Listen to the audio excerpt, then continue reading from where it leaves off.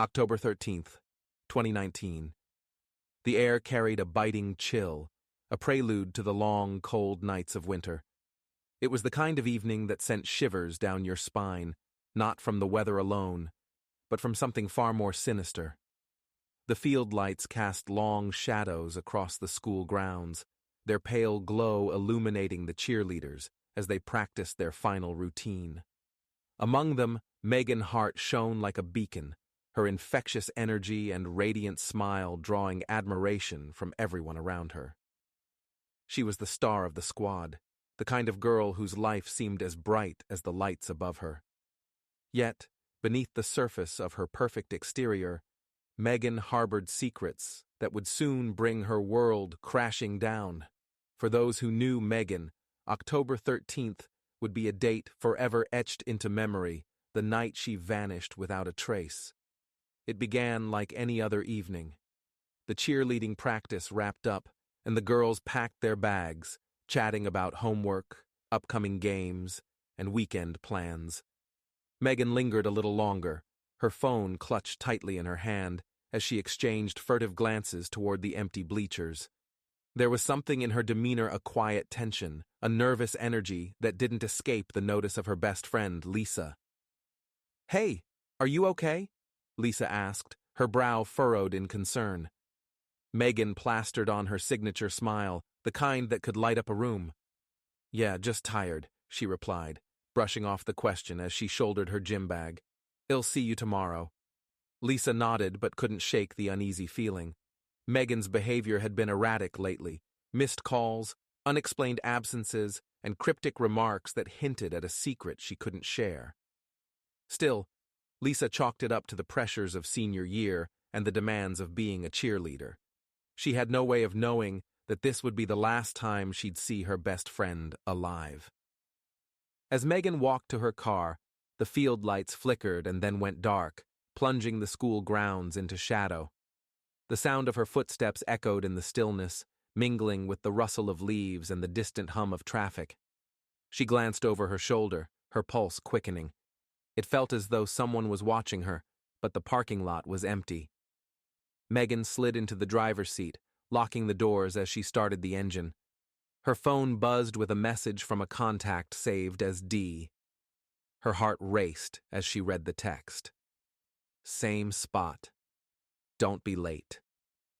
She hesitated, her fingers hovering over the screen. Every instinct told her to drive straight home, to forget about the clandestine meeting and the tangled web of secrets she had woven. But Megan couldn't resist the pull of forbidden desire and the promise of something or someone she couldn't let go. As the car pulled out of the parking lot, disappearing into the night, the events of that fateful evening were set into motion. The choices Megan made, the secrets she kept, and the dangers she ignored would lead to a discovery so chilling it would haunt the town forever. In the days leading up to her disappearance, Megan's life had been a careful balancing act between her public persona and the hidden truths she worked tirelessly to conceal. As the star cheerleader and one of the most popular girls in school, Megan had cultivated an image of perfection. She was the girl everyone wanted to be or befriend, always put together, always in control. But behind the scenes, her life was anything but. It started months earlier, during the spring semester, when Megan's grades began to slip. The pressure to excel, not just academically but socially and athletically, was overwhelming. Her parents, both high-achieving professionals, expected nothing less than perfection.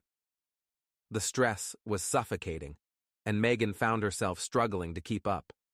That's when she turned to Coach Daniel Blake for help. Coach Blake was a new addition to the school's faculty, but his reputation preceded him. A former college athlete turned football coach, he was charismatic and well-liked by students and staff alike. His easygoing demeanor and knack for connecting with his players made him a favorite among the student body. When Megan approached him for academic advice, it seemed like a harmless interaction. But what began as innocent tutoring sessions soon evolved into something far more complicated.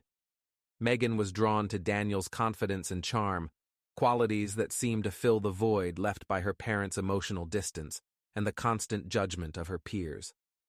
Daniel, for his part, knew the risks of getting too close to a student, yet he found himself unable to resist Megan's allure. Their conversations became more personal, their meetings more frequent. By the time summer rolled around, their relationship had crossed a line that neither of them could undo. To the outside world, Megan's life continued as normal. She attended parties, aced her routines, and maintained her social status. But those closest to her began to notice subtle changes. Lisa, her best friend, saw the way Megan's phone never left her side and the guarded expressions that replaced her once open demeanor.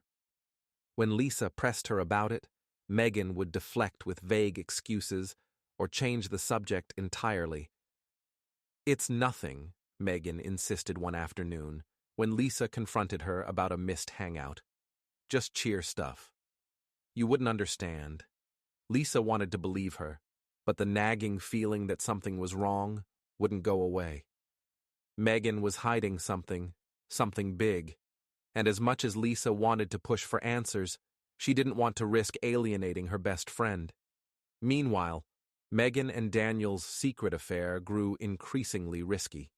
They communicated through encrypted messages and met in secluded locations, always looking over their shoulders. The thrill of their forbidden relationship was intoxicating, but it came with a heavy price. Megan knew the consequences if they were caught, yet she couldn't bring herself to end it. Daniel, too, was caught in the web they had spun, torn between his career and his feelings for Megan. As October approached, the weight of their secret began to take its toll. Megan's grades continued to decline, and the strain of living a double life was evident in her every move. She became more withdrawn, her once bright spirit dimmed by the burden of her choices. And while she managed to keep up appearances, the cracks in her facade were growing harder to hide. Unbeknownst to Megan, her actions were setting off a chain of events that would culminate in a tragedy no one could have foreseen. The secrets she worked so hard to protect were on the verge of being exposed, and the consequences would be more devastating than she ever imagined. The night of October 13th began like any other, but it ended in chaos that no one in the small town could have anticipated. Megan Hart's sudden disappearance gripped the community with a sense of dread, each passing hour amplifying the fear that something terrible had happened. Megan had left cheerleading practice later than usual, claiming she needed to finish a routine.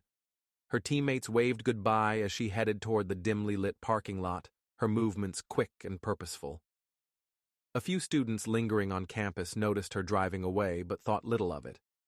For Megan, however, that short drive was anything but ordinary. She followed the directions sent by D, the nickname she'd saved in her phone for Coach Daniel Blake. The location wasn't far a secluded spot near the edge of town where they had met before. As Megan pulled up, her phone buzzed again, this time with a cryptic message. "Don't forget what we talked about. It's important." Megan frowned as she read the text. She had been on edge all week, feeling the mounting pressure of their secret relationship. Recently, Daniel had been more distant, his responses curt, and his demeanor agitated. Tonight's meeting was supposed to clear the air, to reassure her that their relationship could survive the stress it had created. But something felt off. As Megan stepped out of her car, the air seemed colder, the shadows darker. She glanced around, her unease growing. The clearing was empty, save for the sound of rustling leaves and the occasional hoot of an owl. She waited, checking her phone for any updates, but none came. Back in town, Megan's parents began to worry when she failed to come home by her usual curfew. Calls to her phone went straight to voicemail, and her friends had no idea where she could be. Panic set in as the hours ticked by, and by morning, they had reported her missing to the police. The news spread like wildfire, casting a dark cloud over the once quiet community. Search parties were organized, and the town rallied together to find the missing cheerleader. Her car was discovered abandoned on a desolate road, the driver's side door slightly ajar. Inside, her phone was found tucked under the seat, its battery dead. The eerie scene offered no clues, only deepening the mystery of her disappearance. Detective Sarah Mitchell was assigned to the case. A seasoned investigator with a reputation for solving difficult crimes, Sarah wasted no time delving into Megan's life. Interviews with her friends and family painted a picture of a young woman who seemed to have it all but was hiding something beneath the surface. Sarah's instincts told her. Detective Sarah Mitchell stood in the middle of the woods, her breath visible in the crisp October air. Around her, a team of officers combed through the area where Megan's car had been found. Flashlights cut through the early morning fog, illuminating the desolate scene. Sarah, a seasoned detective known for her sharp instincts and unyielding determination, knew this case would be one of the most challenging of her career. The first 48 hours were critical in any missing person case, and they were already running out of time. Megan's car offered few clues, no signs of a struggle, no personal items left behind except for her dead phone. But Sarah knew better than to rely on appearances. She ordered the car to be impounded for forensic analysis, hoping it would yield something, anything, that could point them in the right direction. Back at the station, Sarah began piecing together Megan's last known movements. Interviews with her cheerleading teammates revealed little beyond the fact that Megan had seemed preoccupied in the days leading up to her disappearance. Lisa, her best friend, provided more insight, recounting the times Megan had acted distant and evasive. "There's something she wasn't telling me," Lisa admitted, her voice shaky. "She had this secret. I could tell it was eating her up, but every time I tried to ask, she'd just shut me out." Sarah noted the detail, her mind racing with possibilities. What kind of secret could drive a young woman to such lengths of secrecy? And could it be connected to her disappearance? As Sarah dug deeper, she discovered a series of encrypted text messages on Megan's phone, retrieved by the forensics team. The messages, sent to and from a contact labeled only as D, were short and cryptic, but hinted at a relationship that was far from innocent. Phrases like, "We can't let anyone find out," and "tonight," same spot as before, painted a picture of a connection that Megan had gone to great lengths to conceal. The identity of D was still a mystery, but Sarah's gut told her it was a crucial piece of the puzzle. She requested phone records, surveillance footage, and a list of Megan's known associates, determined to uncover the truth. The deeper she delved, the more she realized how little anyone truly knew about Megan Hart. Her investigation soon led her to Coach Daniel Blake. Interviews with staff and students painted a picture of a charismatic and well-respected figure, but there were rumors of inappropriate behavior, of boundaries that had been crossed. When confronted, Daniel appeared calm, even cooperative, but Sarah couldn't shake the feeling that he was hiding something. "I didn't know Megan well," Daniel claimed during their initial interview. "She was one of my students like any other." But Sarah wasn't convinced. The evidence was circumstantial, but it was enough to warrant further scrutiny. As the days passed, the pressure to solve the case mounted. The town was in an uproar, parents terrified for their children's safety, students spreading rumors that only muddied the waters. The breakthrough came when the forensics team uncovered fingerprints on Megan's car that didn't belong to her. They matched them to an unknown male, opening up a new line of inquiry. Was this D? Or was there someone else involved in Megan's disappearance? As Sarah connected the dots, she began to see a pattern emerging, one that pointed to a web of secrets and lies far more tangled than she could have imagined. And at the center of it all was Megan, a young woman whose life had been anything but the perfect image she projected. The clock was ticking, and Sarah knew that finding the truth was the only way to bring Megan home, or to bring her family the closure they desperately needed. Detective Sarah Mitchell's persistence paid off when a crucial lead came to light. A nearby gas station's surveillance footage from the night of Megan's disappearance revealed a grainy yet telling scene. Megan's car parked at the edge of the lot, and her engaged in what appeared to be an intense argument with a man. The footage was blurry, but the man's figure and gestures were unmistakable. This was no casual conversation. Sarah replayed the footage several times, noting every detail. Megan seemed agitated, her body language defensive, as the man gestured emphatically. The argument lasted less than 5 minutes before Megan returned to her car and drove off.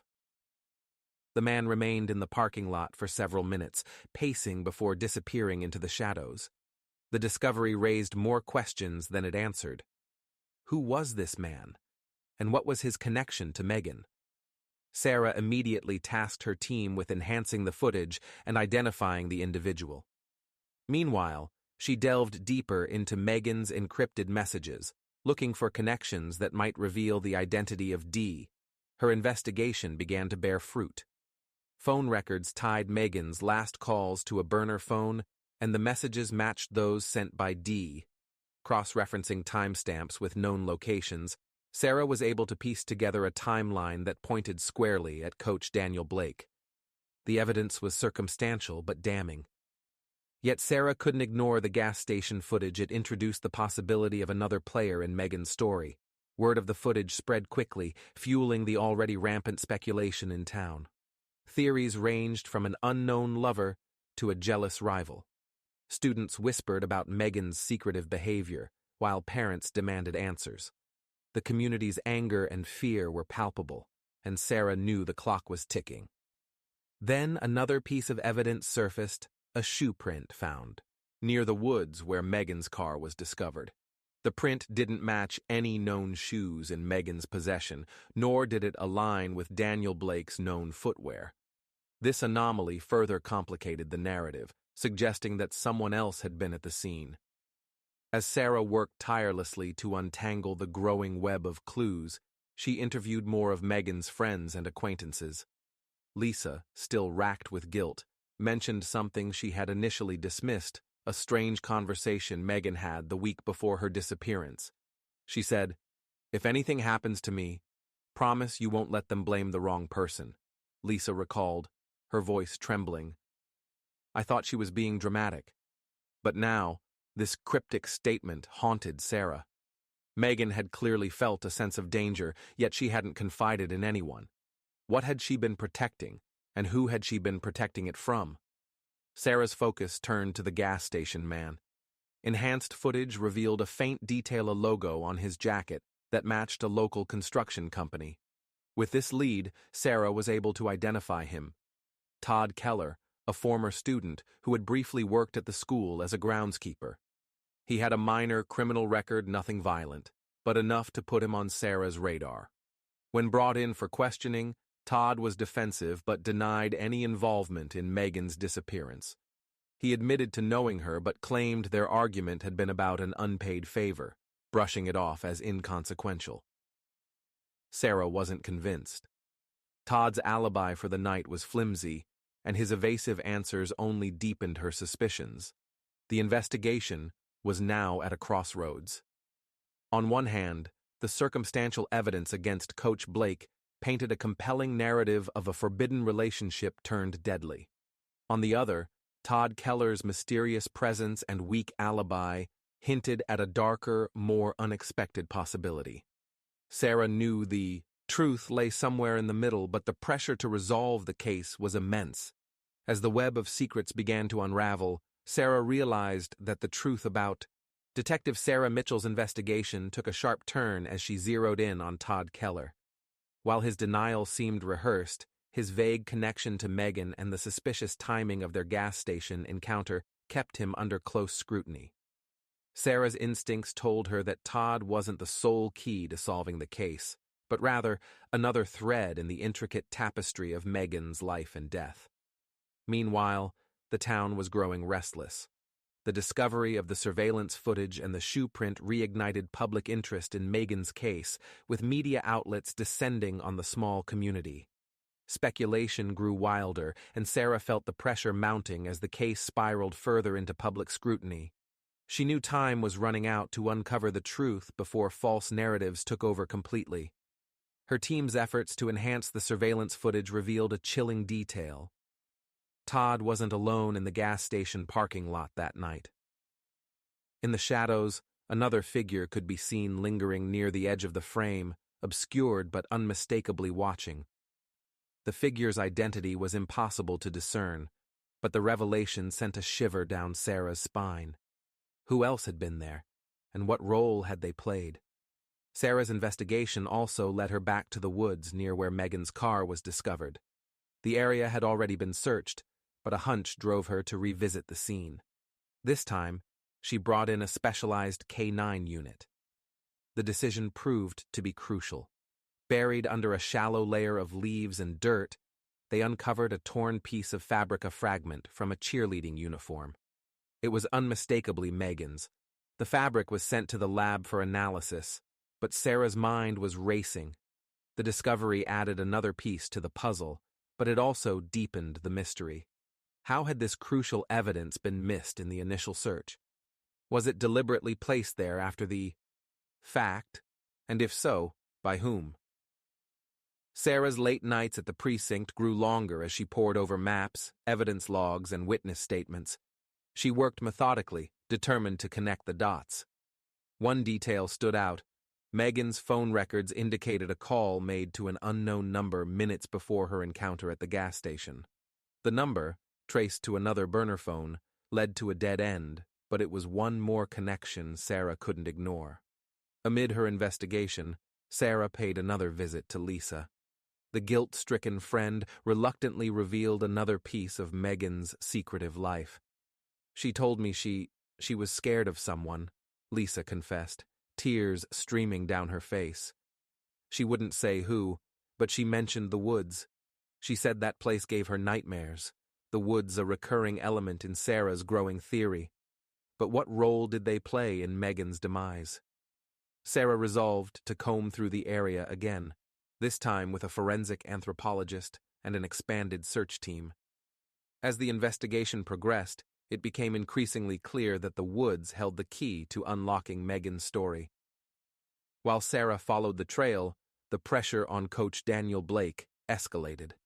News of his affair with Megan had broken, and public opinion had turned against him. His insistence on innocence did little to quell the outrage, especially as more details of his past indiscretions surfaced. But Sarah wasn't ready to close the case on Daniel just yet. She couldn't ignore the possibility that he was being framed, or at least that someone else was capitalizing on his vulnerability to deflect suspicion. The pressure on Sarah mounted as the investigation entered its most critical stage. The woods, now under intense scrutiny, yielded yet another discovery. Tucked away in a hollow tree, searchers found a small, weathered notebook wrapped in plastic. The cover was nondescript, but its contents were explosive. It contained scribbled entries detailing Megan's fears, fragmented thoughts about her secret relationship, and cryptic references to someone she called the Watcher.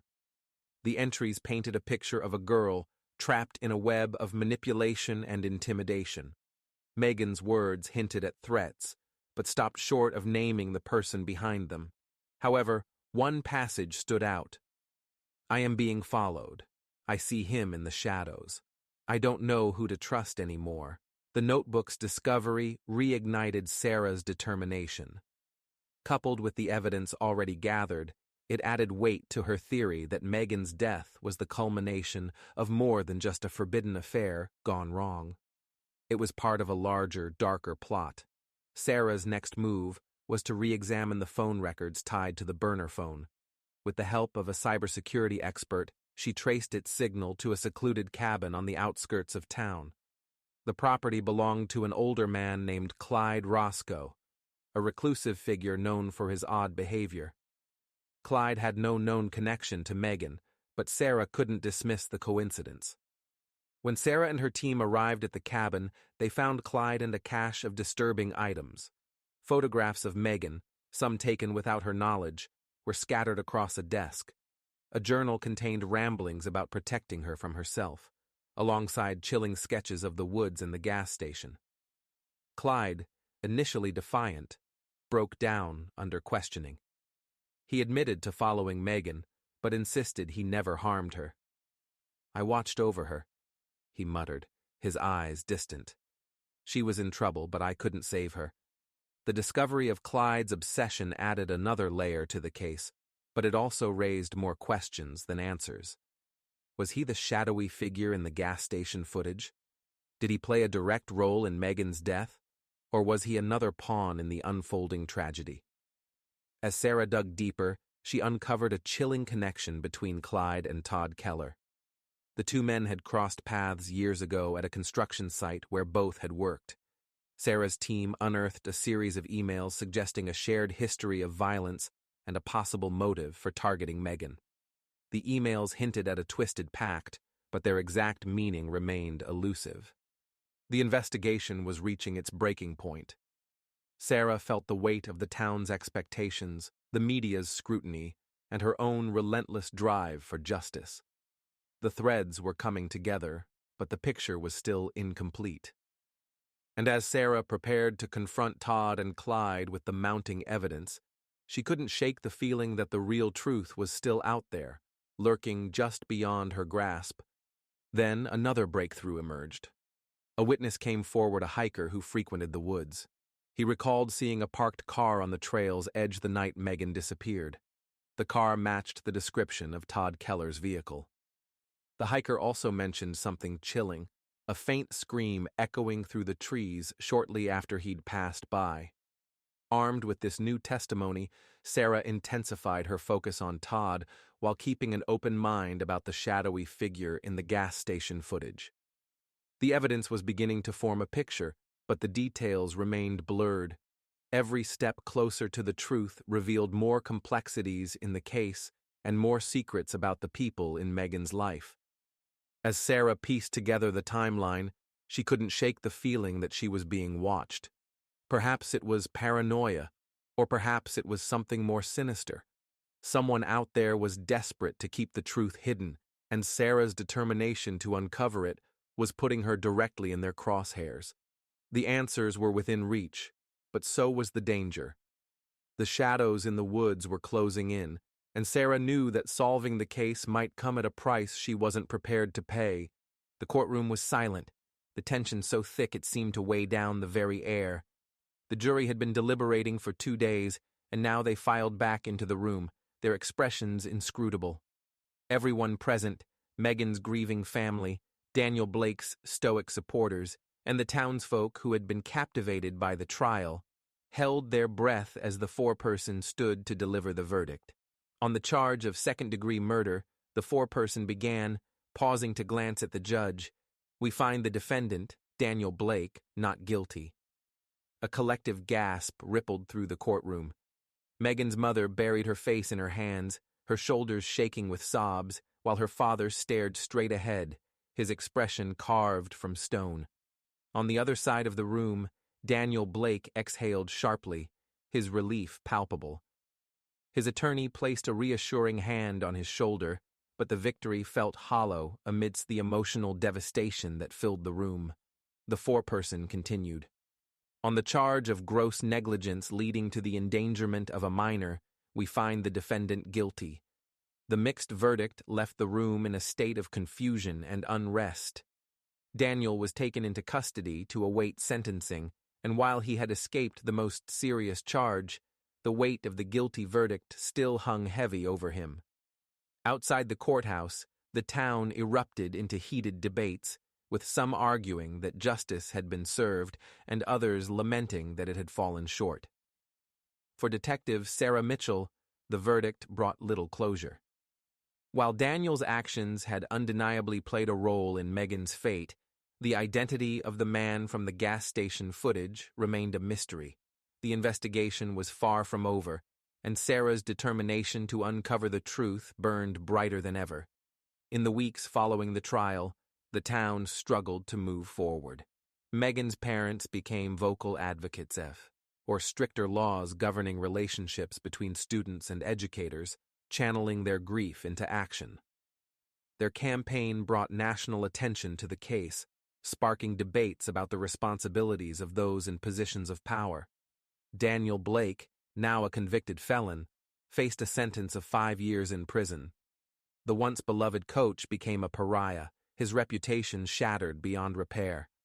From his cell, He maintained his innocence regarding Megan's death, though his words carried little weight after the revelations of his affair. The shadowy figure from the gas station footage became the focus of renewed efforts by law enforcement. Leads trickled in, but none panned out.